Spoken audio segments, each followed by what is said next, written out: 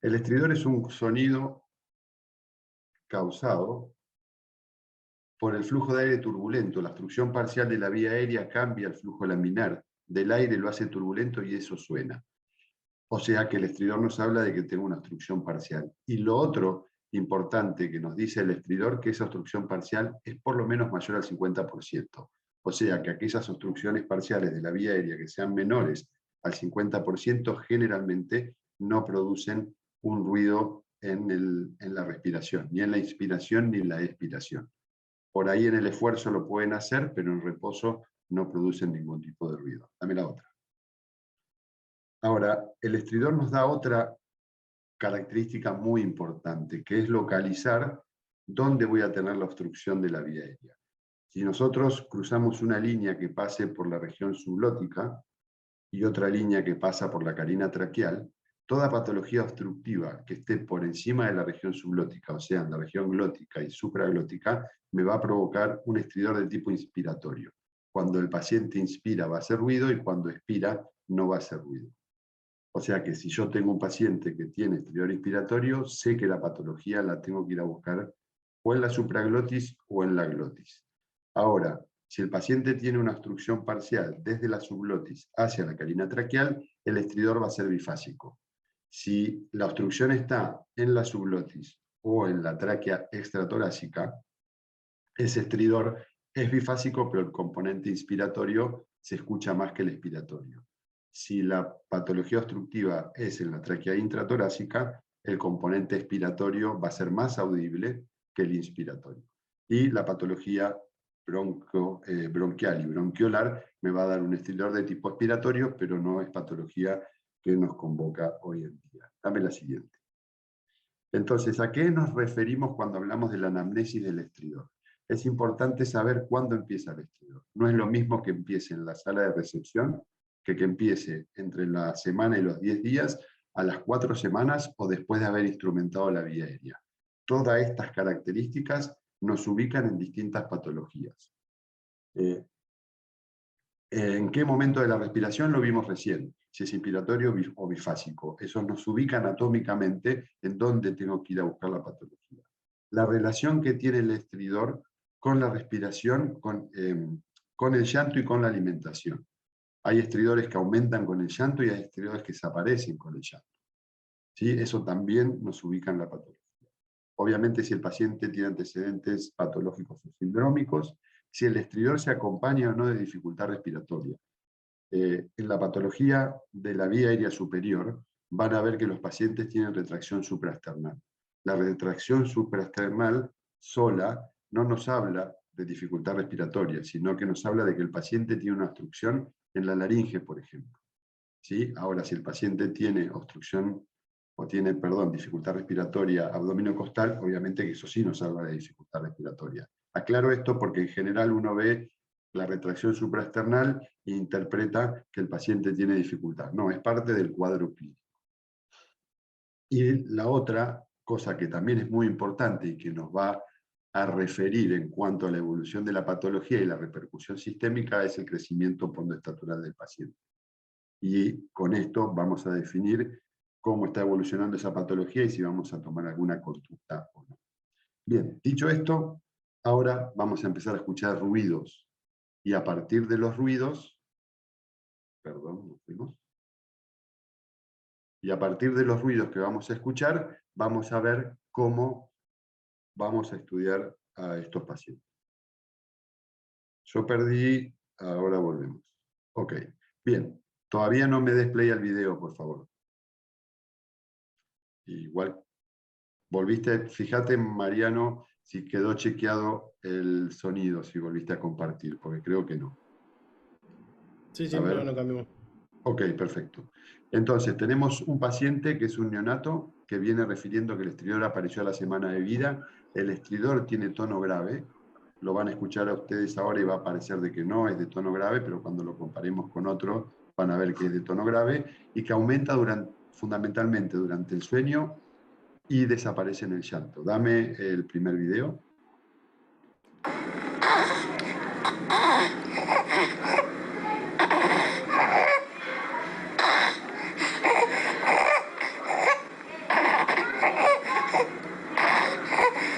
al segundo, por favor.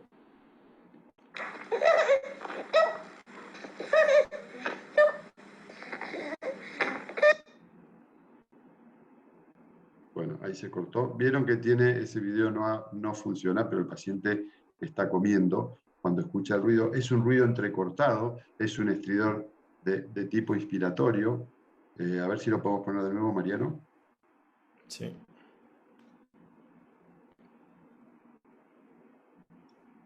Bueno, no importa. Ahora, ¿cómo voy a evaluar a este paciente? Obviamente que este paciente tiene un estridor inspiratorio, decíamos que la patología va a encontrarse en la región glótica o supraglótica, y lo que necesito ver es su laringe para ver con qué me encuentro. Dame la siguiente, por favor. No importa, déjala. Cliqué a la izquierda. Lo que vamos a ver es que tiene una epiglotis que llamamos acartuchada. Esto es, a ver si puedan.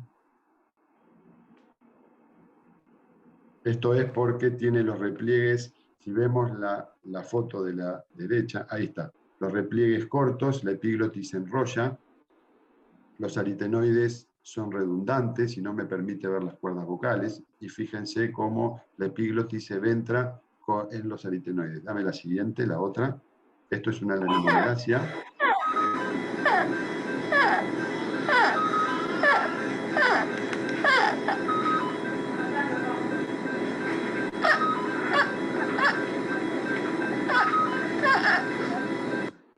Ok, ¿vieron en algún momento del video cuando el paciente se obstruyó?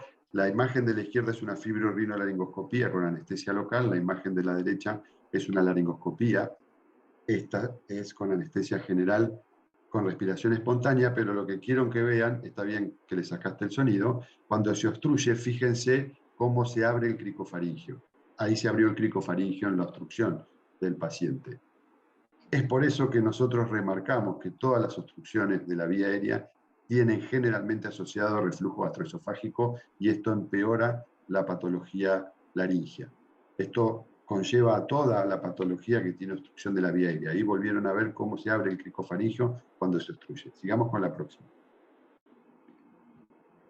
Ok, entonces, de acuerdo a el estridor que tenga, la dificultad respiratoria que puede presentar o no, y si el paciente tiene un buen crecimiento pondoestatural o mal crecimiento pondoestatural, las clasificamos en leves, moderadas y severas. En general, las laringomalacias severas suelen tener menos estridor porque la obstrucción es tan marcada que el flujo de aire es menor. Pero estos pacientes tienen un mal crecimiento pondoestatural y son las únicas que requieren tratamiento quirúrgico. ¿Sí? Como les puse ahí abajo que dice cirugía, y la cirugía es una supraglotoplastía. No, la idea es o cortar repliegues aritenoepilóticos. No me voy a extender demasiado en eso para seguir avanzando, porque hay otros tratamientos quirúrgicos que por ahí requieren mayor explicación, pero lo importante es que menos del 1% de las laringomalacias requieren tratamiento quirúrgico. Esta patología representa el 75% de la patología congénita, y es la más frecuente si tomamos toda la patología laringea. Vamos a la siguiente. Tenemos ahora otro paciente, no me lees los videos todavía, que es un neonato, que el estridor va a aparecer al momento del nacimiento. Van a ver que el tono del estridor es mucho más agudo, es típicamente inspiratorio, va a aumentar fundamentalmente con el llanto, y en general desaparece cuando el paciente duerme. Si ustedes tienen la referencia o hacen neonatología y tienen un paciente que reciben en la sala de parto de esta forma y la obstrucción los tiene que llevar a la intubación del paciente, eso es una parálisis bilateral de cuerda vocal hasta que se demuestre lo contrario. Dame ahora sí el video.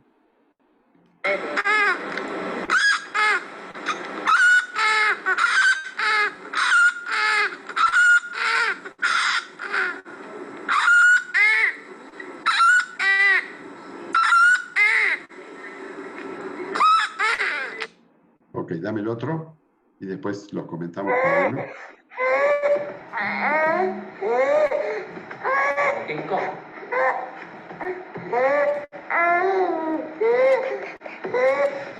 Muy bien.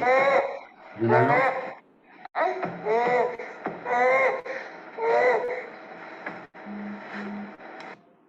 Ok, ¿Vieron cómo es mucho más agudo, es bien expiratorio, es bien, digamos, lineal? El otro estridor era mucho más cortadito. Esto nos habla de que el estridor es glótico y seguramente va a ser causado por una parálisis bilateral de cuerdas vocales. Volvemos a hacer una rinofibrolaringoscopía, que es lo que nos va a mostrar la movilidad de la laringe y nos va a mostrar si el paciente tiene o no motilidad de la cuerda vocal. Vamos a la siguiente, por favor.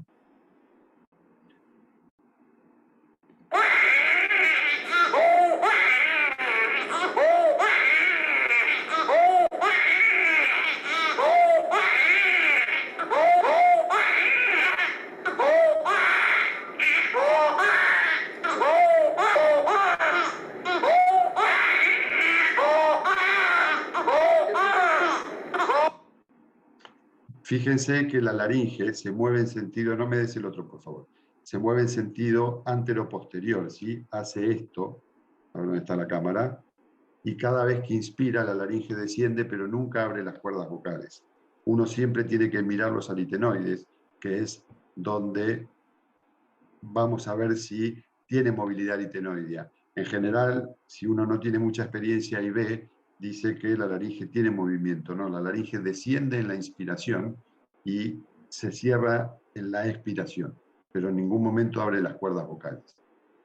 Para hacer diagnóstico de una parálisis bilateral de cuerda es fundamental que el paciente esté extubado, esté despierto y no tenga ningún tipo de anestesia. Pasá la diapositiva, no vamos a ver la otra, vamos a seguir avanzando. Bien, dame ahora, sí, la de la izquierda.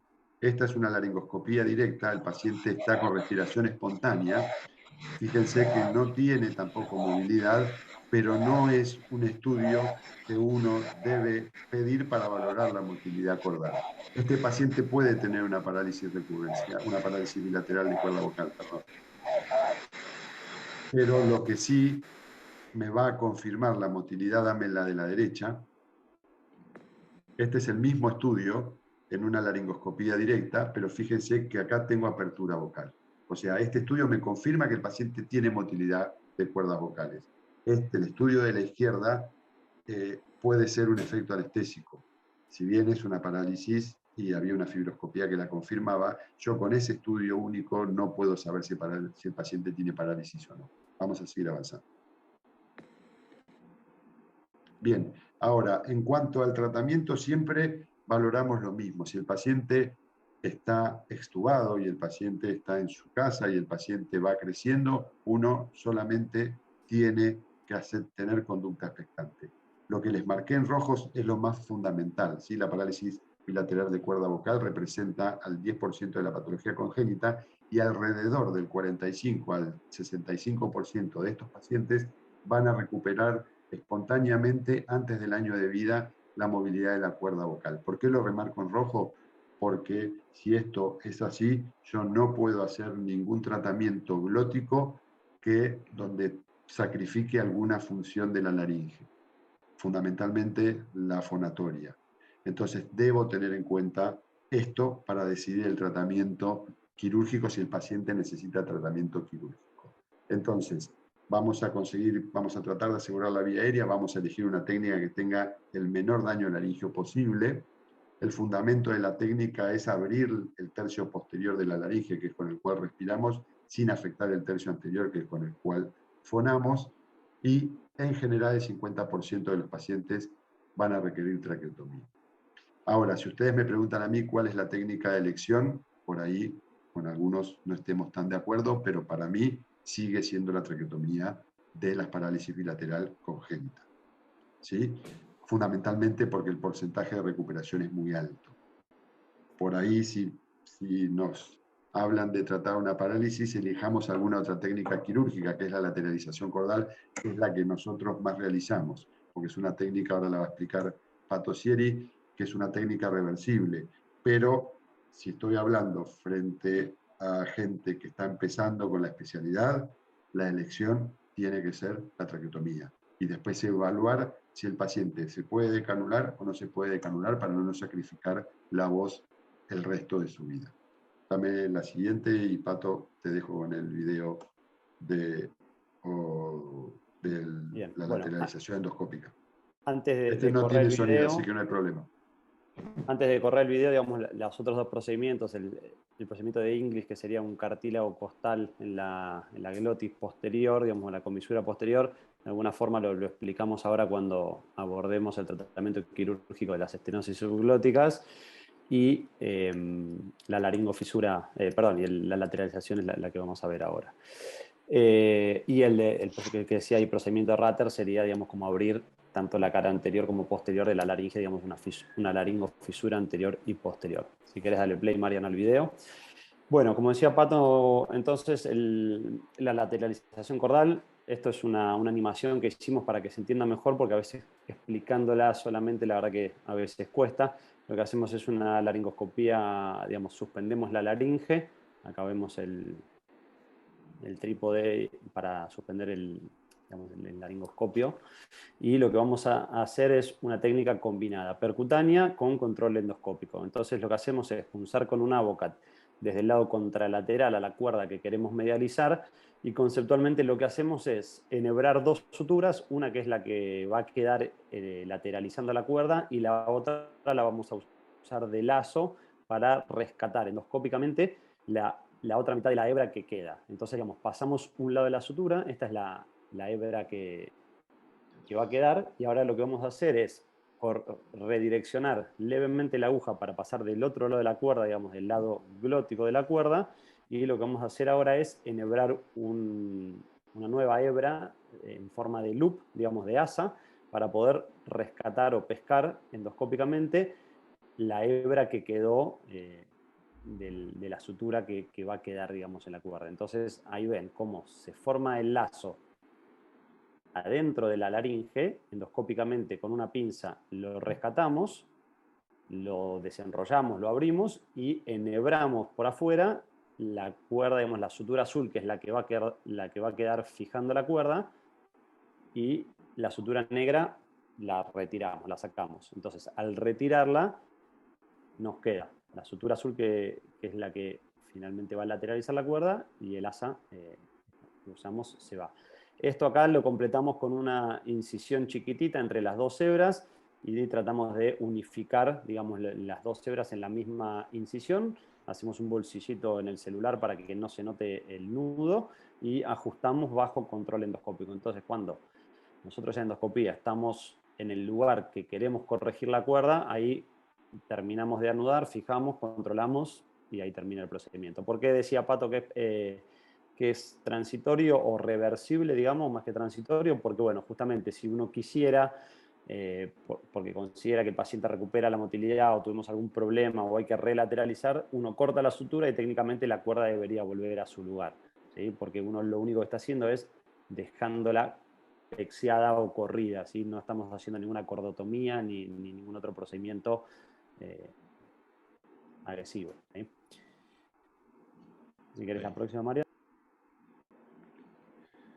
Ok, un comentario con respecto a esa técnica. Cuando hablamos de que es la técnica que más usamos es porque en realidad, como dijo Pato, es reversible. Si bien es reversible, no en un tiempo inmediato, pero sí en lo inmediato. A ver, yo lateralizo al paciente, el paciente me queda muy difónico o el paciente se aspira, lo vuelvo a dormir, le corto el punto y volví a foja cero. O sea, puedo elegir cualquier otra técnica o puedo traqueotomizar al paciente. ¿Ok? Ahora, si yo le dejé la articulación fija, si el paciente anduvo bien y tiene buena voz y deglute bien y no requiere traqueotomía, por ahí a los 2 años recuperó la motilidad cordal. Si yo le corto el punto, ahí no tenemos este punto analizado, porque no hay muchos pacientes en los cuales nosotros no cortamos el punto directamente, pero el punto es que si yo fijo una articulación como esta, que es igual que la articulación de la rodilla, en una posición de extensión, que sería como fijar la articulación en flexión, y yo se la ato, probablemente cuando la quiera liberar en 2 años voy a tener una anquilosis de la articulación y la cuerda no va a volver a la línea media. Pero no importa, porque el paciente tiene buena voz y diglute en forma normal. Bien, ahora tenemos otro paciente que tuvo una intubación, que tiene un estridor bifásico y que tiene dificultad respiratoria variable. Dame la de la izquierda, por favor. Respiramos. Otra vez, hondo. ¿Vieron? Tiene un exterior bifásico. Es muy audible la fase inspiratoria y no tan audible la expiratoria. Pero parecería no tener dificultad. Dame la otra. Subió 2 pisos por la escalera.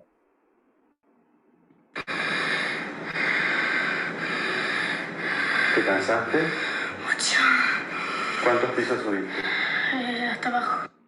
Hasta abajo, 2 pisos. Ven que con el ejercicio como se exacerba ambos componentes, pero siempre el inspiratorio es mayor. O sea, tuvo intubación, tiene un exterior bifásico, el componente inspiratorio es mayor que el expiratorio, tiene seguramente una estenosis subglótica. Dame las otras. ¿Respiramos? No. Vamos con la de la izquierda.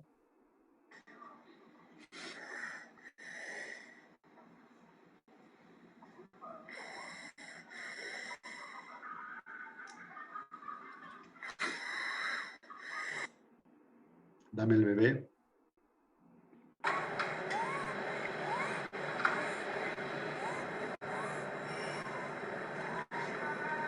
Ok, fíjense que siempre el tipo de exterior es el mismo. Hace, Sí, primero. ¿sí? Y el otro, el más chiquito, sibila. Sibila porque el agujero, y aparte fíjense la cara de ese chico, tiene los ojos que se le van a salir porque realmente tiene mucha necesidad de aire, ¿sí? Vamos, entonces, ahora lo que vamos a evaluar es la región subglótica, o sea, lo que está por debajo de las cuerdas. Dame las otras. Si bien, ponela a andar, si bien yo puedo hacer una fibroscopía y si miro por debajo de las cuerdas vocales en la fibroscopía es igual que la placa, lo negro es aire. ¿Sí? Fíjense que lo negro se ve un puntito negro por debajo de las cuerdas. Vamos a la siguiente, pero es difícil de observarlo. Ahora, si yo duermo al paciente y le hago una laringoscopía directa, dame la de abajo, por favor, que es el mismo paciente, fíjense cómo yo puedo observar la estenosis subglótica. En la región subglótica tiene un tejido cicatrizal que es producto de la intubación, lo mismo se ven en las otras dos diapositivas, pero acá no tengo ninguna duda y se ve perfectamente bien. La laringoscopía directa bajo anestesia general es el gol estándar para hacer diagnóstico de esta patología. Vamos a la siguiente. Ok, la anterior. Tenemos clasificaciones, se clasifican en 1, 2, 3 y cuarto de acuerdo a la pérdida de la luz. La 1 es hasta el 50%, o sea que las grado 1 generalmente van a ser asintomáticas y probablemente me dé cuenta si el paciente lo tiene que intubar y el tubo que le van a pasar, acorde a su edad, no pasa. La grado 2, 51 a 70, la 3 del 70 al 99 y la grado 4 es la que no tiene luz. Esta clasificación que la hizo Cotton y Meyer, en realidad no tiene una utilidad, es útil para saber los grados y saber qué pérdida de luz tengo, pero no es una clasificación que desde el punto de vista terapéutico nos sirva. Entonces, el doctor Philippe Monnier le hizo una adaptación y las dividió en los mismos 4 grados, pero aparte lo que hizo fue, si el paciente tiene solamente una estenosis subglótica, grado 1, A, 2, A, 3A, 4A, este paciente en cualquiera de esas clasificaciones tiene una posibilidad terapéutica de un éxito de un 100%. ¿Sí? Ahora, a medida que yo le agrego patología glótica o comorbilidad, va bajando la posibilidad de éxito. ¿Ok? Entonces, esto me sirve para yo tener un parámetro de que si estoy tratando a un paciente y recién empiezo, cuáles tienen que ser mis resultados. La siguiente. Pato. Bien, y agregando lo que vos decías de la clasificación modificada, de alguna forma también te va a condicionar un poquitito esto que dice ahí abajo de hacerlo en 1 o 2 tiempos, que ahora lo vamos a explicar. El videito de acá arriba básicamente es para mostrar cómo sería un tratamiento endoscópico, que básicamente lo podemos hacer o con bujías o tubos endotraqueales, que es nuestra preferencia, una dilatación secuencial con tubos de menor a mayor calibre hasta el tubo que le corresponde al paciente, digamos, al diámetro que le corresponde al paciente, o en este caso con un balón, digamos que es la dilatación neumática. Lo que hacemos primero es inyectar, en este caso que van a ver, que no siempre lo hacemos, pero la mayoría de las veces sí, es un corticoide, que es la triamcinolona, como para minimizar la cicatriz del tejido de granulación post, digamos, quirúrgico, ¿no? Post endoscopía. Entonces lo que hacemos es generalmente una sección en 3 puntos, tipo Mercedes-Benz. Fíjense que es una en hora 12 y la otra sería en hora 8 y en hora 5 más o menos. Y una vez que hicimos los cortes para, digamos, bueno, atravesar totalmente el tejido cicatrizal, después el balón termina justamente dilatando y unificando un poquitito más fácil que si uno lo hiciera solamente con el balón, porque los cortes te protegen de alguna forma de alguna presión excesiva que podría llegar a romper, digamos, sobre todo en chicos más chiquitos, eventualmente por ahí, si uno usa un balón inadecuado con mucha presión, el riesgo en chicos chiquitos es por ahí fracturar el cricoides. Obviamente no es lo más frecuente, pero uno tiene que hacerlo a conciencia, y las incisiones de descarga que uno hace hace que sea más efectivo el tratamiento. Y eso sería la parte endoscópica, o uno podría hacerlo, en vez de con el balón, como dije recién, con tubos endotraqueales, que es bastante más económico. Estos balones no son de producción local, obviamente son importados y no siempre están a mano o fáciles de conseguir. Y justamente, nada, no hay que hacer con cualquier balón, porque si uno usa un balón de alta presión, el riesgo obviamente es, como decía recién, generar algún daño laríngeo, que es lo que uno trata de resolver, ¿sí? No agregarle más daño. Y después, por otro lado, el tratamiento quirúrgico básicamente lo dividimos en dos. Lo podemos hacer una cirugía de expansión o una cirugía de resección. La cirugía de expansión, que dice ahí el TIAR o reconstrucción laringotraqueal, básicamente lo que va a hacer es hacer lo que decíamos recién, una laringofisura, que es abrir la laringe tanto anterior como posterior y colocar un graft de cartílago, ¿sí? Como una prótesis, llamémosla, de traducir al castellano, del mismo cartílago del paciente. Generalmente es un cartílago costal, es el que mejor resultado ha dado después de haber usado los otros cartílagos de la economía, tanto el cartílago tiroides, las alas del tiroides, el ioides y algún otro cartílago. Digamos, se vio finalmente que el cartílago costal era el que mejor resultado daba para este tipo de cirugía. Y la cirugía resectiva justamente es resecar todo el tejido enfermo y hacer una anastomosis de la tráquea al cricoides. Y lo que decíamos recién, de en 1 o 2 tiempos, justamente va a depender un poquitito de qué tipo de lesión tenga el paciente. Eso nos va a condicionar la necesidad de dejarle un stent postquirúrgico, que al tener un stent ya obviamente el aire no va a pasar, vamos a cerrar la laringe intencionalmente para dejar ese stent, entonces ya lo vamos a tener que hacer con una traqueotomía. O pacientes que ya estén previamente traqueotomizados, uno puede elegir dejar la traqueostomía para el posoperatorio y tratar de canularlo después. Si a eso se refiere en 1 o en 2 tiempos. Si querés pasar a la próxima, vamos a revisar rápidamente. La idea es que esta clase sea un poquito más clínica, así que lo quirúrgico lo vamos a ir mencionando todo, pero por ahí un poquito más ágil que lo clínico, ¿sí? Primero, antes de describir la técnica quirúrgica, está bastante bien descrito un poco lo que decía Pato recién, de que el reflujo gastroesofágico es el peor enemigo de la laringe. Entonces uno debe estar totalmente seguro que antes de encarar cualquier tipo de cirugía laringe, sea endoscópica o sea abierta, que el paciente no tiene que tener reflujo gastroesofágico, y aparte igual nosotros lo dejamos con tratamiento, con omeprazol, digamos, con inhibidores de la bomba, hasta 3 a 6 meses, más o menos 3 meses posterior digamos, a la cirugía, como para asegurarnos que si eventualmente hubiese algún reflujo que no diagnosticamos, no perjudica la cirugía. Entonces, vamos a evaluar y eventualmente a tratar ese reflujo. Si es necesario, hacemos alguna endoscopía, alguna pHimetría, alguna impedancio y biopsia con los gastroenterólogos, siempre y cuando sea necesario. Si vemos que la laringe es normal y no hay signos de reflujo, simplemente lo medicamos. Y lo que vamos a hacer también en la endoscopía diagnóstica prequirúrgica es un hisopado laringio para descartar que no esté colonizado con Staphylo aureus o con Pseudomonas, sino obviamente lo vamos a decolonizar. Y lo que vamos a tener en cuenta en la endoscopía prequirúrgica va a ser cómo está la glotis, si está afectada o no, que nos va a cambiar qué tipo de técnica quirúrgica vamos a usar, la longitud de la estenosis, la distancia de la estenosis al ostoma si lo tuviera, la longitud de la traqueostomía, que nos va a condicionar de alguna forma la longitud de la resección traqueal, y la longitud de la traqueostomía a la carina traqueal, que también después, digamos, va a terminar de formar parte de toda la evaluación prequirúrgica para decidir qué técnica y en cuántos tiempos vamos a implementar la resolución quirúrgica. Dame la próxima. Entonces, repaso breve. La reconstrucción laringotraqueal, entonces, como dijimos, consta de una laringofisura, en este caso por ahí parcial, ¿sí? La laringofisura es abrir la laringe, ¿sí? Por su línea media, y generalmente lo que uno hace también es abrir el cricoides. ¿Ven mi cursor o No, porque No, porque está compartiendo Marian. Bueno, sí. digamos, el primer cartílago grande que está abierto por la mitad es el tiroides, el de abajo es el cricoides y después ya empiezan los anillos traqueales, ¿sí? Entonces, obviamente, lo que está comprometido de las estenosis subglóticas generalmente es el cartílago cricoides.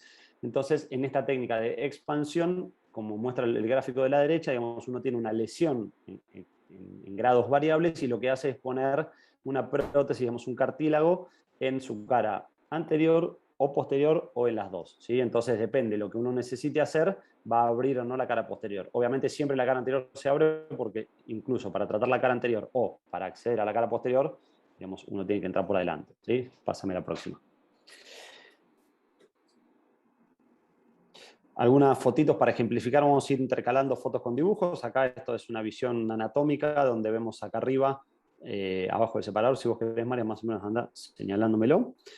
Vemos el cartílago tiroides, abajo el cricoides y, sí, justo tu mouse ahí está señalando ya el primer anillo traqueal. Un poquito más arriba es el cricoides y arriba el tiroides, ¿sí? Acá hacemos la laringofisura, vemos el compromiso del tiroides, perdón, del cricoides y en la de la derecha vemos cómo está totalmente abierta la cara anterior y expuesta toda la laringe. ¿Sí? Pásame la próxima. En este caso en particular se abrió toda la laringe porque era una membrana, entonces el tratamiento requería abrirlo todo, pero como vimos en el dibujo recién, no es necesario abrir toda la laringe porque uno de alguna forma la está desestabilizando, entonces puede generar alguna patología posterior, digamos, del marco laringio. Rápidamente, ¿cuál es el concepto del cartílago a sacar? Usamos generalmente el quinto o el sexto cartílago costal y es muy importante dejar primero la parte posterior del pericondrio in situ para una eventual regeneración del cartílago y lo que va a ir siempre hacia el lado de la vía aérea es la parte superior del cartílago que sacamos, que es la que conserva el pericondrio. ¿Sí? Acá lo ven, digamos, la capita azul es el pericondrio, que es lo que se conserva, y en la cara posterior queda in situ. Dame la próxima. Eso no importa qué técnica use, digamos, cuando uno saca un cartílago, lo hace de esa forma, ¿sí? Acá, rápidamente, esta sería la prótesis ideal que uno debería usar, que se llama el LT-Mold, ¿sí? Un molde laringotraqueal, que es el que lo describió y lo fabricó, es Philippe Monnier, que de alguna forma es un poco el padre de la cirugía vía aérea moderna, y que describió este stent que copia la forma de la laringe, obviamente con 3 variables, el diámetro externo, la longitud de la glotis, y la distancia de la glotis al extremo inferior. Y entonces, según la edad del paciente y lo que hayamos calibrado previamente, lo que digan las tablas, uno va a tratar de utilizar el molde correcto. Y justamente lo que hace esto es no generar lesiones por decúbito porque el molde copia la forma de la laringe, ¿sí? Entonces acá vemos, digamos, en un esquema cómo quedaría el molde y obviamente como es un molde ciego, sin luz, el paciente claramente no puede respirar por la nariz, entonces este tipo de moldes nos obliga a la confección de una traqueostomía si no la tuviese, ¿sí? Entonces ya ahí hablamos de una cirugía en 2 tiempos. Pásame la siguiente. Bien, complementamos con los dibujos las fotos, la laringofisura, el molde puesto, cerramos la laringe y ahora en este espacio que quedó vamos a colocar el graf de cartílago, pásame la siguiente, que hay una pequeña diferencia de cómo uno lo tiene que cortar si el graf es anterior o posterior. En el graf anterior se lo corta en forma de canoa, de bote, de óvalo, ¿sí? Y se lo pone lo que decíamos recién. Este es el pericondrio que va hacia la cara interna, justamente va a permitir una buena epitelización de la mucosa traqueal y se lo fija con puntos de forma externa y acá en rojo, digamos, es una imagen de cómo quedaría puesto el molde. Y esta es la foto quirúrgica con el cartílago extraído y después tallado, ¿sí? Próxima. Si uno quisiera hacer ahora también un graf posterior aislado o un graf anterior y posterior, digamos, la diferencia acá es que fíjense cómo el otro cartílago anterior se talla de forma ovalada y acá se talla de forma rectangular, ¿sí? Justamente se pone la cara del pericondrio hacia adentro y este tallado, digamos, rectangular justamente es porque el chatón posterior es un poquito más recto, no tan curvo, entonces calza mejor con esta forma de tallado. Le damos 4 o 6 puntos, lo que sea necesario para fijar el cartílago y que no se desplace, y después, si fuese necesario, se agrega un cartílago anterior o simplemente se cierra con puntos y se deja unos moldes según lo estipulado, ¿sí? Pásame la siguiente. Bueno, ahora pasamos eso fue la cirugía, digamos, de expansión, ¿sí? De colocar un cartílago, una prótesis para expandir la luz. Ahora, en pacientes que son un poco más complejos o que tienen una estenosis de un compromiso mayor, que prácticamente no tienen luz, nosotros consideramos que expandir esa laringe no tiene ningún sentido porque no vas a estar corrigiendo el defecto, sino que simplemente vas a estar ampliando un poquito la luz y probablemente no sea necesario, sobre todo cuando el paciente empieza a crecer y la laringe va a quedar de una forma chica. Entonces, en estos casos lo que se hace es resecar todo el tejido enfermo y hacer una unión, una anastomosis entre la tráquea y el cricoides. Pásame la siguiente. Lo que vemos acá, digamos, resecamos el ostoma, hacemos una disección cervical, una disección del cuello y vamos a exponer la laringe y la tráquea, ¿sí? Entonces, la línea punteada azul nos va a marcar la línea de resección y fíjense que acá incluimos el ostoma. Esto es bastante importante si uno, o sea, un endoscopista o algún cirujano que va a hacer una traqueostomía por algún daño laringio, uno tiene que tratar de, cuando hace traqueostomías en ese contexto, tratar de hacerlas bien cerca, ¿sí? O bien lejos, porque si uno la hace acá en el medio, te quedas a mitad de camino. Entonces, cuando planteas esta resección, vas a tener que resecar muchos más anillos traqueales y ya comprometes la cirugía porque probablemente tengas una anastomosis a tensión, tengas que hacer una disección mayor, tengas que ir a descender la laringe. Entonces, de alguna forma uno está un poquito más limitado. Entonces, si lo hace bien abajo, saca uno o dos anillos traqueales y sube la tráquea, o nosotros preferimos hacerlo más bien arriba e incluirlo en la resección. Después de cortar, vamos despegando la tráquea, ¿sí? Fíjense que lo que resecamos es la mitad anterior del cricoides, ¿sí? Fíjense, es lo que está por encima de la línea punteada azul. En la foto de la derecha, fíjense que ya no está más la cara anterior del cricoides. Pásame la siguiente. Bueno, en foto, digamos, in situ. Un minuto Sí. más y avancemos. Listo, pues, dale. no... Toda la laringe expuesta. Fíjense acá en el marco blanco cómo está el cricoides totalmente consolidado, no hay luz. ¿Sí? Pásame la siguiente. 3 días fijos por semana y un sábado por Entonces, mes. el siguiente paso es, ya una vez expuesto el cricoides, pásame la siguiente, es ir fresándolo o sacándole todo el exceso de tejido cicatrizal. ¿Sí? Como se ve el video, con una fresa y un micromotor vamos comiendo todo el tejido inflamatorio que nos saca luz y después ascendemos, pasamos a la próxima, y después ascendemos directamente la tráquea sobre la laringe, ¿sí? Sobre el cricoides. Fíjense el videito como después de dar unos puntos de reparo, vemos que la tráquea coapta bien. Y después simplemente tenemos que completar la unión, pasando rápido de las que siguen. Vamos dando puntos, primero la cara puntos laterales para anclar la tráquea con el cricoides y después vamos haciendo la pared posterior y después la pared anterior. Listo, seguir pasando y creo que ya vamos resumiendo. Y si hubiese compromiso de la glotis, acá lo único que se agrega es poner un cartílago posterior. ¿Sí? Acá en la foto, fíjense, está, pásame la que viene.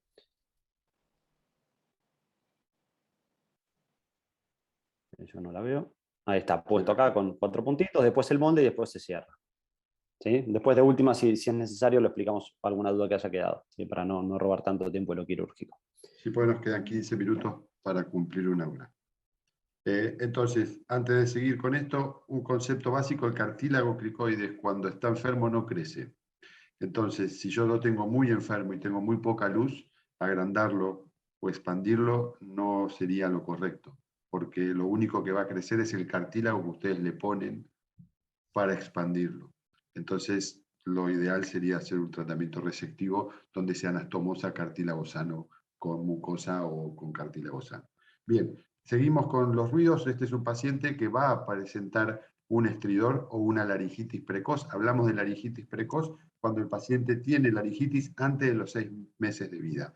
¿Qué es importante en esto? Si yo tengo un paciente de 2, 3, 4 meses que tiene una laringitis, tiene que verlo un especialista de vía aérea porque probablemente tenga otra cosa. Por eso hace una laringitis antes de los 6 meses. Dame la de la izquierda. Van a ver que tienen una facies cushingoides, los dos pacientes, y los dos tienen angioma en la cara. Vamos a la otra.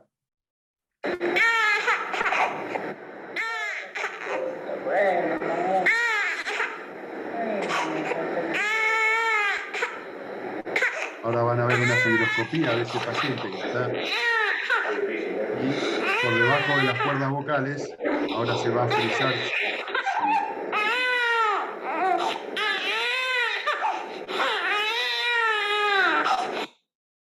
ahí se frizó, ven que tenemos las cuerdas vocales y por debajo hay una semiluna en la parte izquierda que me reduce la luz, ¿sí? Esto es un angioma subglótico. El 50% de los angiomas subglóticos pueden tener angiomas cutáneos, pero no al revés. O sea que no todo angioma cutáneo debe estudiarse por un angioma subglótico. Solamente aquellos que tienen clínica laringia, estridor o laringitis precoz son los que estudiamos.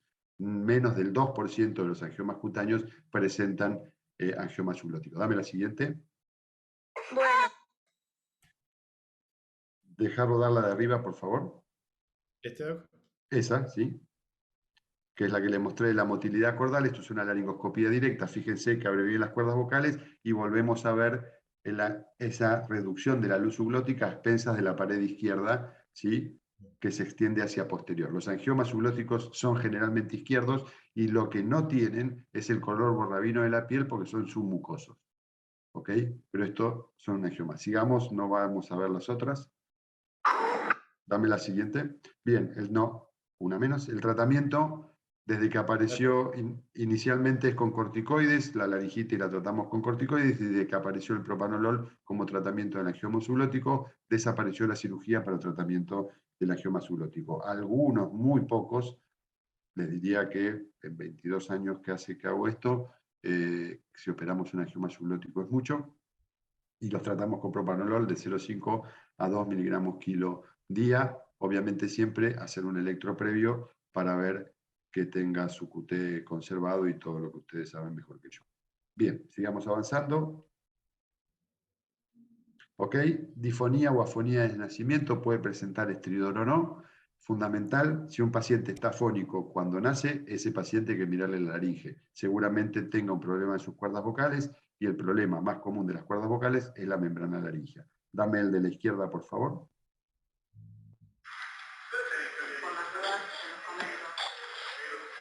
Fíjense que llora con un volumen muy, muy bajo. Dame el de la derecha. Acá van a escuchar un sonido más agudo, que es la pitch voice, que es característico de la membrana laríngea. Vamos a la otra.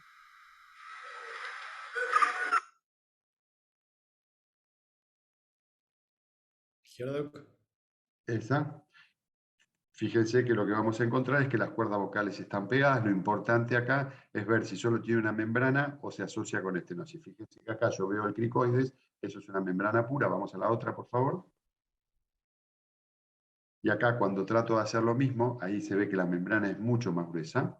Y cuando paso ese agujerito que era muy chiquitito, no llegaba a medir 3 milímetros, que es el paciente de la derecha que vimos con el pitch voice, no veo solamente la cara lateral del cricoides, directamente la tráquea. Esto es una membrana con estenosis, la otra es una membrana pura. Vamos a la siguiente. Bien, vemos la clasificación, Pato, y ya hablamos recién de algo de tratamiento de membrana y Bien. seguimos adelante.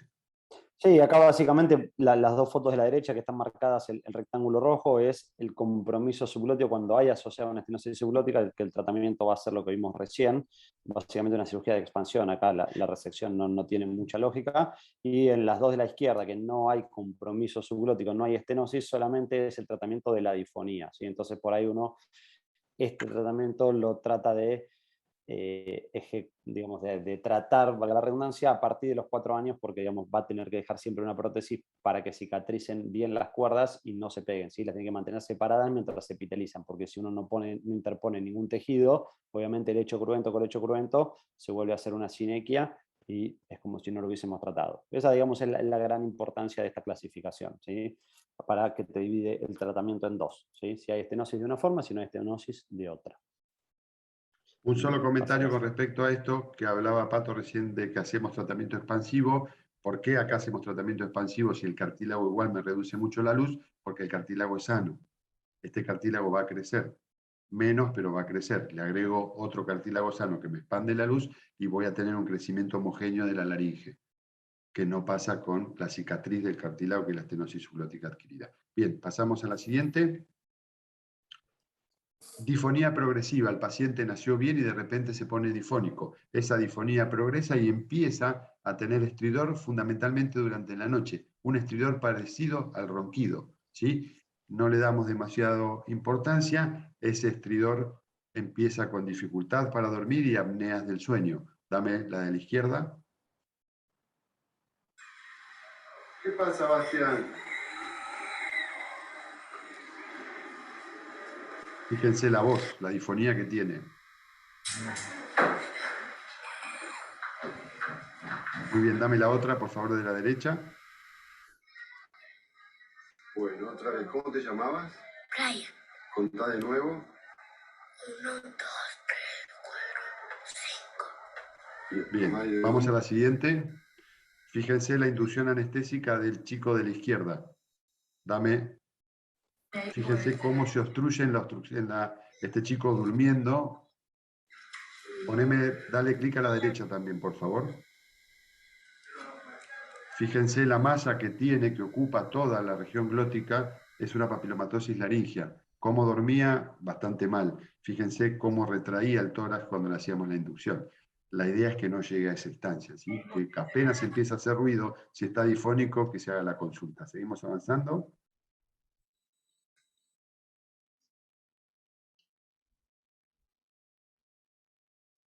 Dame la otra, sigue avanzando. Ok, el tratamiento es con microcirugía laringea, es resección de los papilomas. Puede ser frío, microdeviador, láser, nosotros usamos frío. Y si hoy estamos usando como tratamiento coadyuvante el bevacizumab. En realidad es una enfermedad, no quiero usar ninguna mala palabra, pero que realmente no tiene un tratamiento definitivo. Los pacientes mejoran en la adolescencia, la gran mayoría. Esto va a mejorar cuando consigamos vacunar a todos los chicos para el HPV y tratar de prevenir la papilomatosis laringea. Hay un pequeño porcentaje que no se curan y que se van a malignizar en la edad de adultos. Pero fundamentalmente difonía y estridor igual a papilomas. Digamos. Ok, nos queda patología traqueal en 5 minutos. Vamos a tratar de lograrlo.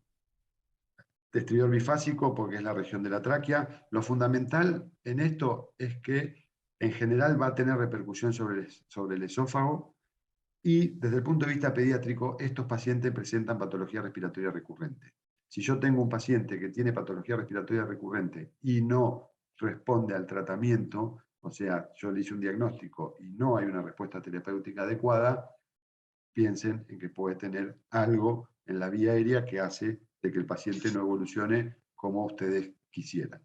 Y van a tener un tipo de tos que se llama tos traqueal, que es muy parecida a la tos laringea, a la tos perruna, pero es algo diferente. Vamos a la siguiente. Hablamos de traqueomalacia cuando hay una alteración en la relación entre la pars membranosa y la pars cartilaginosa. La traqueomalacia es una alteración en la composición del cartílago de la tráquea, pero las compresiones extrínsecas comparten la misma sintomatología y en general nosotros las metemos dentro del mismo conjunto de patologías, ¿sí?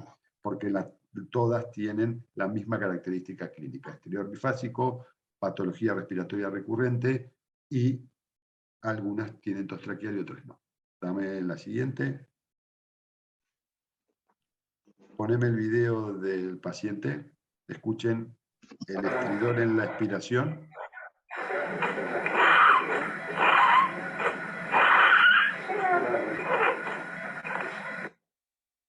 Fíjense que cuando llora al final de llanto tiene un ruido que llamamos estertor traqueal. No tiene estridor inspiratorio, tiene solo un estertor traqueal.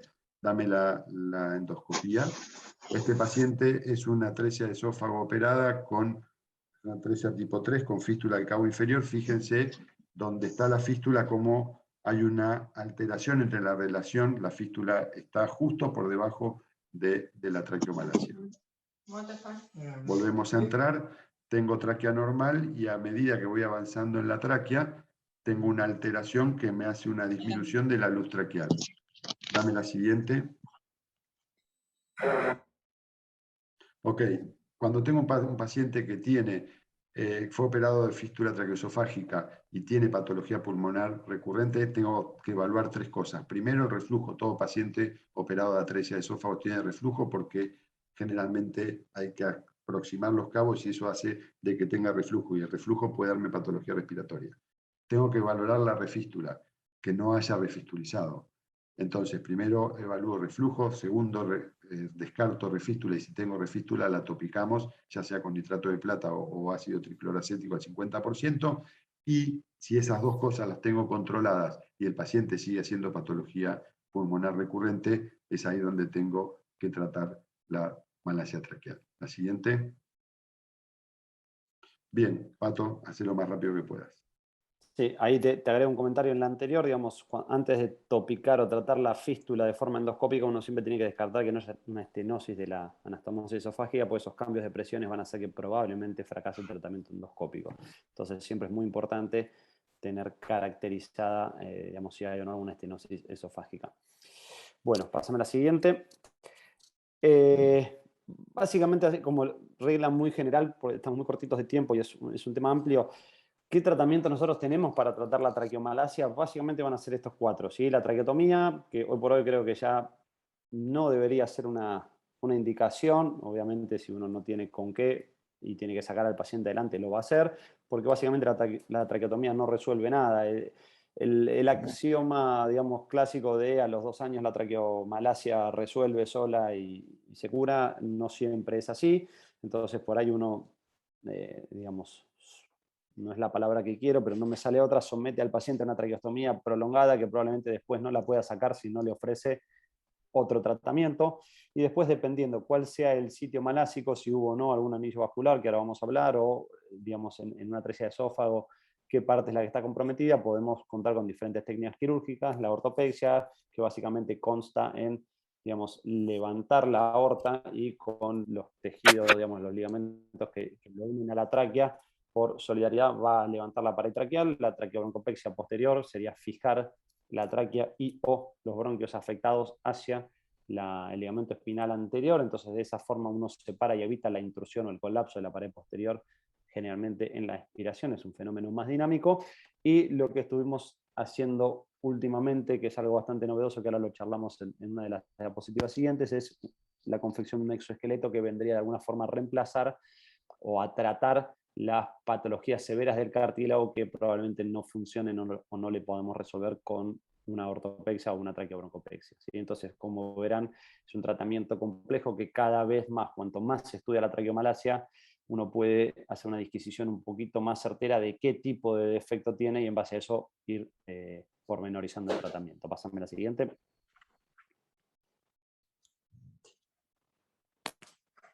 Dale vos, Pato.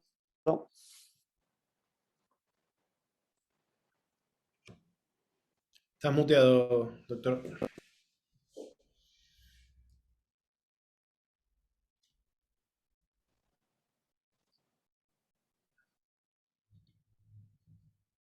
Estás muteado, Pato, ¿no?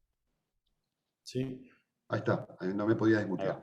Ok, Bien. entonces, patología respiratoria recurrente, siempre la misma sintomatología, exterior bifásico con estertor traqueal, y en este caso particular podemos llegar a ver que el paciente venía bien y después de los 6 meses la madre viene refiriendo que cuando empezó a comer con semisólidos empieza a ahogarse al comer.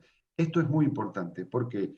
Porque no existe un trastorno deglutorio de la laringe de un paciente que coma líquidos sin problema y cuando le agreguemos el semisólido se ahogue. O sea, esto no es un problema laringio, porque no un trastorno deglutorio del segundo tiempo, o sea, de la encrucijada laringoesofágica, con líquidos es imposible manejarlo. Va a poder comer semisólidos, pero no líquidos. Bien, vamos a poner el video. Escuchen el llanto y la tos. El bifásico.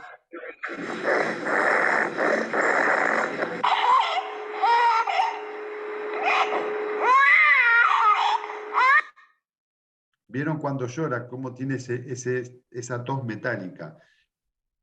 Si tengo esta referencia, tengo un trastorno para alimentarse, tengo un exterior bifásico, lo que le voy a pedir es un esofagograma. Y cuando le hago el esofagograma, dame la siguiente,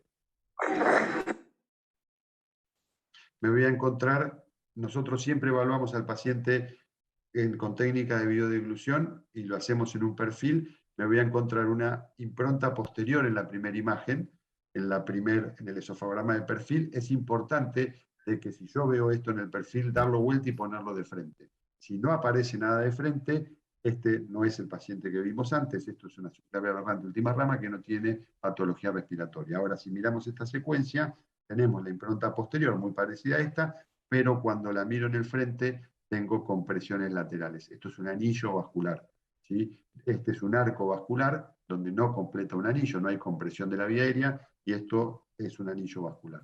Y si le hago una endoscopía a este paciente, que el anillo vascular más frecuente es el doble arco aórtico, dame la siguiente, voy a encontrarme con esto, que es la endoscopía más común, o lo que veo más comúnmente en una tráquea de un paciente con un doble arco aórtico, la tráquea en tienda de campaña. Las dos compresiones laterales es lo que veíamos en el esófago. Ahora bien, hay pacientes que no suelen comportarse como este. Dale, Pato. Sí, pásame la siguiente. Creo, describís el tratamiento de esto, vemos la otra de patología traqueal y terminamos ahí, ¿sí? Porque Sí. si no nos va a Bueno, llevar... bien, generalmente el tratamiento del anillo vascular es obviamente a cargo de cirugía cardiovascular y presentado principalmente por la disfagia, raro que tenga algún compromiso circulatorio o respiratorio, pero bueno, cuando tiene la indicación quirúrgica lo que se hace es seccionar el anillo y digamos, liberar el espacio y la compresión que estaba, digamos, la tráquea y el esófago comprimido por el anillo. Poneme la siguiente, que se ve una tomografía que va a ser bastante ilustrativa. Antes de seguir, Pato, es importante lo que uno espera después del tratamiento cardiovascular. Va a desaparecer el estridor, va a desaparecer la patología pulmonar recurrente, va a seguir la tos traqueal. Esa es la evolución esperable en un paciente con anillo vascular operado, ¿sí? La tos traqueal persiste, pero la patología pulmonar y el estridor bifásico desaparece. Si no pasa eso, es donde tenemos que volver a reevaluar la tráquea y ahora podemos tener una complicación como este paciente. Ejemplificado en un rápido caso clínico, este es un paciente prematuro, 34 semanas, 1800 gramos, una membrana hialina que falla la extubación, se hace una endoscopía, se ve una compresión extrínseca con sospecha de doble arco, se confirma, cirugía cardiovascular lo opera y ante una extubación programada para ese tipo de cirugía vuelve a fallar. Entonces repetimos la endoscopía y empezamos a estudiarlo un poquito más a fondo. Pásame la próxima. Fíjense la tomografía, acá vemos la anatomía del arco del anillo vascular, donde queda el esófago y la tráquea comprimido o encerrados en el arco. Acá lo vemos en una reconstrucción 3D y es por eso lo que decía Pato, lo que uno espera, ¿sí? Cuando resuelve la compresión, digamos, debería mejorar los síntomas respiratorios, pero bueno, la tos va a persistir y lo de glutorio también mejora. Pásame la próxima. Esto es una reconstrucción 3D de este paciente que lo seguimos estudiando. Ahora les voy a mostrar la endoscopía, ¿sí? Ahora les explico por qué la tomografía, ¿sí? Volver así, no importa. Le hicimos una primera endoscopía que como las imágenes no eran tan buenas, las muestro ahora al final cuando la repetimos post-tomografía, ¿sí? Entonces, esto es una tomografía con el paciente respirando de forma espontánea, sin intubación, sin nada. Fíjese cómo tenemos un colapso de la tráquea y un colapso del bronquio fuente izquierdo. Si vos me ayudas, Marian, con la flecha, porque lo estoy haciendo yo y me doy cuenta que no lo ve nadie. Y en la foto de la derecha, cuando le ponemos presión positiva, fíjense que arriba de todo está el tubo endotraqueal, fíjense cómo la tráquea recupera su luz, igual que el bronquio fuente izquierdo. Dame la que viene. Entonces, con esta tomografía, volvimos a repetir la endoscopía justamente para buscar lo que vamos a ver ahora también en la próxima patología traqueal, que es, además de la endoscopía, la traqueobroncografía, ¿sí? Que ahora lo charlamos. Ponele play. Entonces, fíjense primero cómo van a haber mucho moco, mucha secreción espesa, que es bastante característico de la traqueobroncomalacia, porque justamente esas secreciones no se pueden, digamos, no tienen buen clearance de secreciones, entonces tienden a perpetuarse y obviamente predispone a neumonías a repetición y a secreciones con dificultad respiratoria. Fíjense ahora cuando se limpia un poquitito el moco, cómo uno de alguna forma con el endoscopio va desenrollando la vía aérea, ¿sí? Tanto la tráquea como el bronquio fuente izquierdo, a medida que nosotros progresamos con el endoscopio, la luz se va abriendo. No es que tenés una luz rígida, sólida, que uno entra y sale y se mantiene, sino que cuando vamos entrando, fíjense acá el bronquio fuente izquierdo, cómo lo desenrollamos con el endoscopio. Y cuando salimos, se ve también muy bien a nivel de la carina y de la tráquea distal, ¿sí? Que es lo que veíamos en la tomografía. ¿Qué hacemos para terminar de confirmar la extensión y el comportamiento dinámico de esto? Es completarlo con una traqueobroncografía, que es administrar contraste en la vía aérea, primero sin presión positiva para ver qué anatomía se pinta así como está, y después a ese contraste le agregamos presión positiva para ver si la estenosis o la falta de la luz que nosotros veíamos se abre digamos, de forma dinámica, ¿sí? Que ahora, déjalo, en este mismo video ahí viene. Entonces, fíjense, en un primer tiempo inyectamos contraste y el bronquio fuente izquierdo y todo el pulmón izquierdo no se pintan, no pasa el contraste, ¿sí? Uno acá, si no tuviese más estudios, podría decir que podría haber alguna estenosis o alguna cosa extrínseca u orgánica al bronquio. Ahora le ponemos presión positiva y fíjense cómo tanto la tráquea como el bronquio se expande, entonces uno ahí tiene ya el diagnóstico que es un fenómeno dinámico y no es algo orgánico.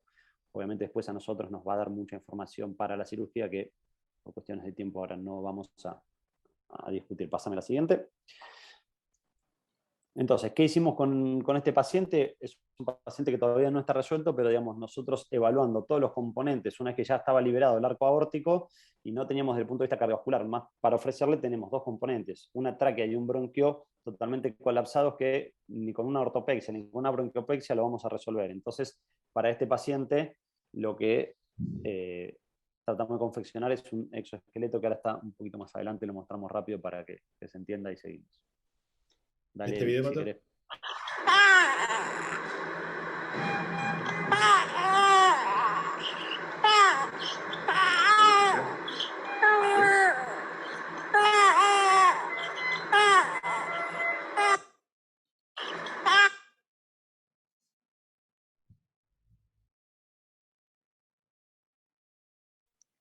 Sí, muteado.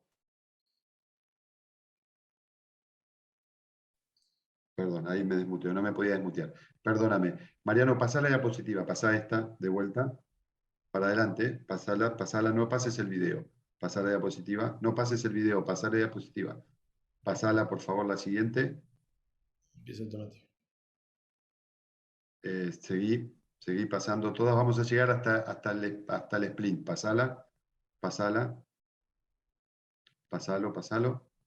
Perdón, pero si no, no vamos a dar con el tiempo. Seguí pasando. Ahí. Dale, Pato. Ahí está. No, en la anterior, por favor. Volvé un cachito para atrás. Tiene un poquito de lag, perdón. No, todo bien. Ok. Sí, bancamos el delay, no hay problema.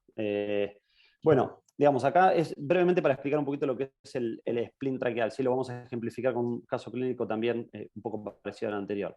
Como les decía hace un ratito, básicamente lo que nosotros venimos a corregir con este exoesqueleto es principalmente el componente cartilaginoso, que generalmente se da, digamos, en casos severos de difícil resolución.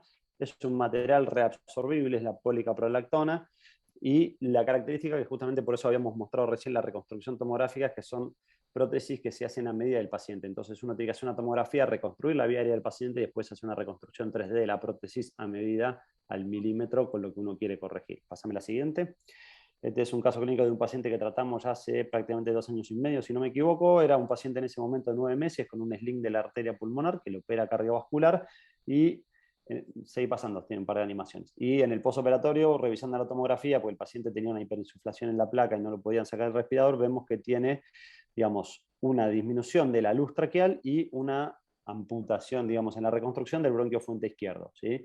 Que cuando después lo estudiamos vimos que era una estenosis, seguí pasando, una estenosis traqueal congénita y una broncomalacia severa, ¿sí? Entonces, viendo un poquitito, o sea, siguiendo un poco los pasos que vimos con el paciente anterior, pasame la próxima, son 2 videos. ¿Lo vemos? Sí, Entonces sí. lo que vemos, un poquito para abordar así de costado la microtráquea, van a ver que son anillos traqueales completos, no hay pars membranácea, ¿sí? Solamente acá arriba en la flecha blanca y después ya sigue todos los anillos completos. Y después el bronquio fuente izquierdo no se ve, está totalmente colapsado, lleno de secreciones. Pásame la siguiente. Y acá la importancia de la traqueobroncobiografía, como esta calibre es realmente muy chiquito, la óptica prácticamente no pasaba, entonces fíjense que ya en el tercio superior de la tráquea para abajo cambia el calibre, tenemos la microtráquea y sin presión no pasa el contraste, ¿sí? Entonces ahora cuando le ponemos presión positiva, el bronquio se permeabiliza, se abre, confirmándonos el diagnóstico de broncomalacia. En este caso en particular, pasar las fotos siguientes, van a ver que el bronquio es realmente una cinta, no tengo estructura cartilaginosa, entonces ninguna de las otras técnicas quirúrgicas que nosotros podíamos ofrecerle iba a funcionar, ¿sí? Una resección en anastomosis no nos iba a funcionar porque este paciente tenía una microtráquea que había que acortarla y anastomosarla, entonces ya no me dejaba, digamos, lugar para resecar el bronquio y volver a subirlo. La broncopexia, no tengo cartílago para sustentarlo. El stent endoluminal en pediatría no es prácticamente una opción. Entonces, seguí pasando, son animaciones, Mariana.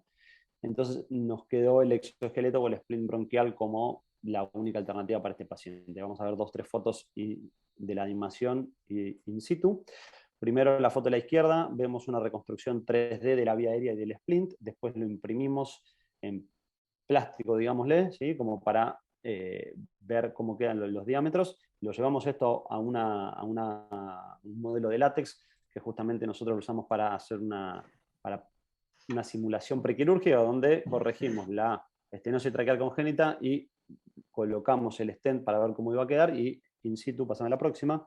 Esto es en la cirugía, para que vean por qué el stent, el exoesqueleto cobró acá vital importancia. Dale nomás, acá. Fíjense que el bronquio es una cinta, no tiene estructura, entonces cualquier cosa que nosotros le hagamos no íbamos a conseguir permeabilizarla, ¿sí? Pasa a la siguiente. Y nada, el paciente, digamos, en resumen, anduvo bien, expandió en la tomografía, posquirurgia de control y hoy por hoy está haciendo una vida normal y nos queda ahora en breve hacer un control endoscópico y tomográfico para de fin de tratamiento. ¿Sí? Fíjense cómo expandió, esto es ventilando espontáneamente. Bueno, en honor al tiempo, vamos a terminar. Dame la anterior, por favor. Entonces, para concluir, es fundamental evaluar el estridor con todo lo que hablamos, identificar el tipo de estridor, las repercusiones sistémicas del mismo y evaluar todas las funciones laringias, no solamente la respiratoria, sino también la deglutoria y no olvidarse de la voz que es importante y que una vez que la sacrificamos es muy difícil volver a recuperarla. ¿Una Bueno, más? sí. Sí, Ale. No, quería, nada, primero felicitarlos por la charla, que fue muy, digamos, muy específica, muy creativa la forma de presentarla, muy clara. Y bueno, nada, comentar algunas cosas desde el punto de vista pediátrico, que la verdad es que siempre uno tiene que tener claro cuándo consultar al especialista, tener las pautas de alarma, siempre lo que comentaron, el estridor congénito, el estridor progresivo. Me gustaría que señalaran, digamos, puntualmente cuándo consultar al especialista en las laringomalacias y, digamos, la importancia del tratamiento antirreflujo, que eso nos compete a todos los pediatras, ¿no? Tanto para las laringomalacias y los pacientes con traqueomalacia. Me gustaría, por ahí quedó bien claro todas las indicaciones, me gustaría que repasáramos eso. ¿Puede ser? Ok, sí, perfecto. En realidad, cuando tiene un estridor laringio y a ustedes les genera dudas, siempre hay que consultarlo. ¿Qué es lo frecuente? En general lo que hacen los pediatras es el primer mes se lo bancan, el segundo mes también, y el tercer mes, como el ruido sigue aumentando, y esto es propio de la laringomalacia, lo derivan. En realidad, cuando tengan dudas, derívenlo para estar seguros de que lo que estamos viendo es una laringomalacia. Es el 75%, y si creen que es una laringomalacia, lo más probable es que lo sea. Pero nunca está de más la derivación para quedarnos tranquilos. Con respecto al reflujo, que eso iba a comentar algo y me olvidé, y está bueno, Ale, que hagas la aclaración. El problema que tiene el reflujo es que tanto la pH como la impedancia, como la biopsia, están creados para diagnosticar esofagitis por reflujo. Y la laringe es un tejido que no tiene nada que ver con el esófago. Entonces, por ahí la pH me da normal, por ahí la biopsia me da normal, por ahí la impedancia, que por ahí nos sirve un poco más a nosotros también, pero yo tengo lesiones específicas en la laringe de reflujo y es por eso que Pato comentaba que nosotros, a ver, para operar un paciente necesitamos que no tenga ningún signo laringio de reflujo, Y así todo lo vamos a cubrir durante 6 meses con tratamiento antirreflujo. Porque en general la cirugía, la traqueotomía y cualquier cosa que le hagamos va a favorecer siempre el reflujo gastroesofágico. La alteración de la presión intratorácica favorece el reflujo y empeora muchísimo la patología laringea. Y van a ver que en general, si tenemos una laringomalacia moderada, lo primero que hacemos es ponerle tratamiento antirreflujo y después lo reevaluamos. Y generalmente mejora. Y si no mejora, lo llevaremos a quirófano, pero nunca sin tratamiento antirreflujo. No sé si... Sí, perfecto. Sí, sí, a mí me quedó claro. Y bueno, algo que quería señalar, que por ahí ustedes no lo van a decir, pero es muy importante que la consulta tiene que ser con un especialista pediátrico y que los resultados dependen muchísimo del operador. Sí, Lo y puedo decir como pediatra. Sí, en general no es la laringe del chico, no tiene nada que ver con la laringe del adulto. Si alguien va a invadirlo y le va a hacer un estudio endoscópico, que sea un endoscopista infantil. Es muy raro que los endoscopistas de adultos se metan con los chicos. De hecho, generalmente, un otorrinolaringólogo, ya inclusive un otorrinolaringólogo pediatra, no ve pacientes con patología en la vía aérea porque está muy diferenciado y siempre es algo que lo tratamos los especialistas de vía aérea, ya sean los que hacemos endoscopía o los cirujanos que trabajan con nosotros en vía aérea. Y si le van a hacer una fibroscopía y no es un especialista, que la filme, así no tenemos que reinvadir al paciente y podemos ver la filmación y sacar alguna conclusión con respecto a eso. Bueno, no sé, Mariano, si tenés alguna pregunta que haya quedado sin responder. Bueno, acá en el chat no han colocado ninguna pregunta. No sé si alguien quiere hacer alguna pregunta al último momento. De paso, aprovechamos para agradecerles a ustedes, doctores, por haber dado la clase, doctora Lafont también por acompañarnos y preguntar estos últimos temitas que estaba bueno aclarar. Sí, La yo idea de... les pido disculpas por acelerar, pero es mucha información por ahí y a veces con el afán de dar toda la información quedan cosas que pueden llegar a ser un poco más importantes colgadas, pero bueno, por suerte Ale hizo referencia a esos puntos que creo que son importantes. Así es, Perdón, sí, Ceci. siempre queda algo, uno quiere por ahí ahondar más, pero bueno, la verdad es que estuvo muy clara, les agradecemos un montón. De paso aprovecho para recordarles a todos que esta clase va a ser subida a lo que es el canal de YouTube y en la misma página donde se anotaron la van a poder ir desde ahí a verla de vuelta, tanto esta clase como la anterior que fue de trauma facial.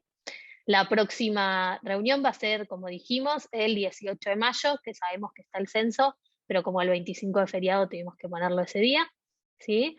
Va a ser el 18 de mayo a las 18:30 y va a ser sobre Pectus, ¿sí? Así que les agradecemos a todos por haber venido. Muchas gracias, doctores, por esta clase súper interesante y nos vemos el mes que viene.